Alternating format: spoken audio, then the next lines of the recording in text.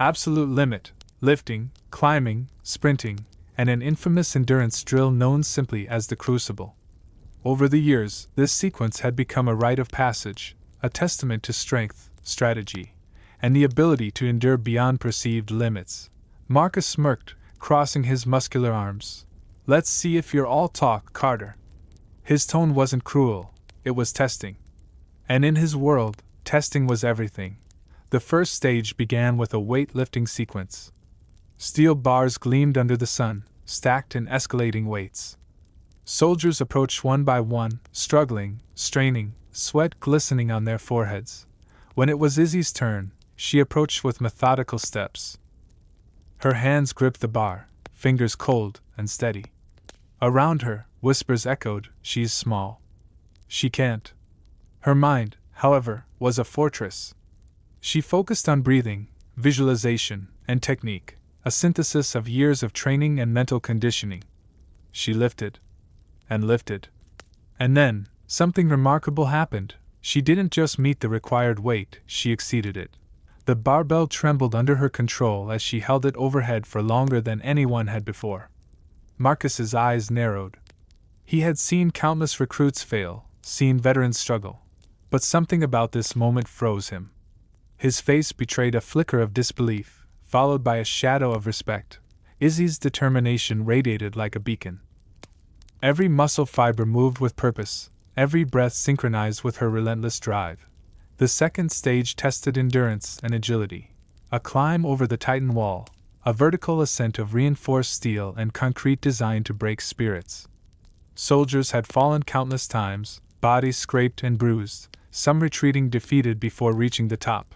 Izzy approached the wall, analyzing each grip and foothold with meticulous care. She propelled herself upward with precision, every motion efficient, economical, and elegant in its strength.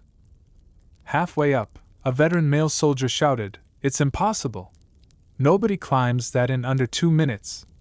Izzy's lips curved into a faint smile. "Watch and learn," she muttered, though only to herself. Her arms burned, her legs quivered, yet she moved with a rhythm that seemed almost preternatural. When she finally reached the top, sweat dripping from her brow and blood from minor scrapes on her hands, the entire assembly fell silent. Marcus stepped forward, jaw slightly slackened. Even he had not anticipated such flawless execution. The third stage, the Crucible, was where the test separated the ordinary from the extraordinary. A relentless obstacle course combining weighted carries, rope climbs, sprinting under fire simulations, and mental puzzles under exhaustion. Soldiers had collapsed here before, bodies on the verge of collapse while their minds begged for reprieve. Izzy entered the Crucible with controlled steps. The weighted sandbags felt like extensions of her own body. She ran through the obstacle with calculated precision, solving mental challenges while her muscles screamed for oxygen. Her body felt every pang of pain, but she refused to let it define her limits.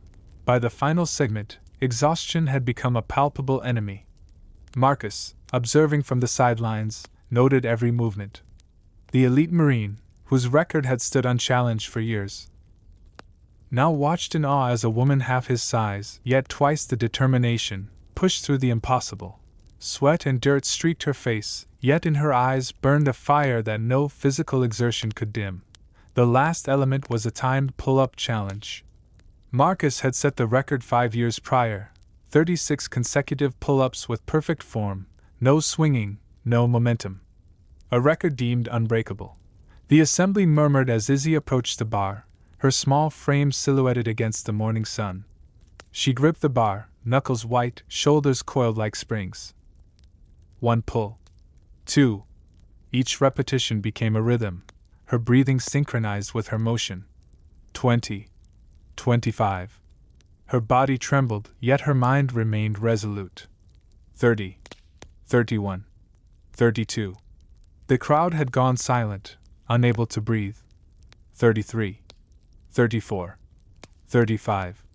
The bars shook under her control, and then, with one final surge of energy, she completed 36, and kept going. 37. 38. 39. 40. A collective gasp echoed across the training grounds. Marcus's jaw dropped, and for the first time, he did not speak. His eyes, wide with astonishment, flickered with an emotion he had rarely allowed himself to feel, admiration mixed with humility. Izzy dropped from the bar, knees buckling slightly, chest heaving, yet her face held a serene triumph. Around her, soldiers erupted in applause, some in disbelief, others in inspired awe. Marcus stepped forward, extending a hand. "Lieutenant Carter," he said, voice husky with emotion, "I've never seen anyone achieve what you just did. Not in my years of training. Not anyone." Izzy's lips curved faintly, sweat streaked across her face. "Thank you, sir." "But it's not just about strength," she replied, voice steady though weary. "It's about preparation, strategy, and believing that limits are meant to be challenged." Marcus shook his head slowly, still staring at her. "You've redefined this challenge. Not just for today, but for everyone who will come after.